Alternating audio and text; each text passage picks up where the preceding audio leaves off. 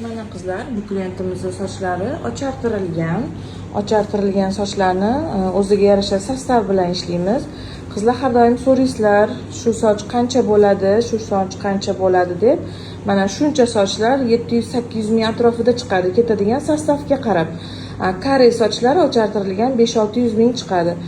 Bular faqatgina ochartirilgan sochlarning narxi, qora sochlarni keratin, nanoplastikalar narxlari umuman boshqacha. Bularning sostavlari umuman boshqacha. Biolisda ishlaymiz. Biolis ishlatadiganlar biladi. Mana qizlar, ochartirilgan sochimizga sostavlarni surishni boshladik. Bularning sostavlari umuman boshqacha bo'ladi. Ko'p surish kerak. Keratindan juda ham ajralib, nanoplastikadan bu ajralib turadi. Shunaqangi sostavimizning rangi ham, o'zi ham, umuman buni funksiyalari ham umuman boshqacha. Yumshatadi, tekislaydi, shunaqangi mayin qiladi. Juda ham xashak bo'lib, sinib ketadigan sochlarga zo'r rezultat bo'lib beradi.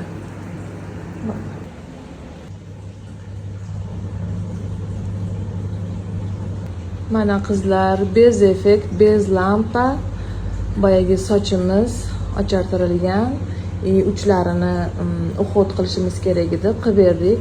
Juda ham chiroyli chiqdi. Pyorishkalari ham bilinib qoldi. Boya umuman pyorishkalari yo'q edi. Rosa chiroyli chiqdi, lekin sochlari o'zlariga ham rosa yoqdi. Shunaqa natija kutgandim dedilar. Hozir yana bitta ko'rsataman o'zlariga ham.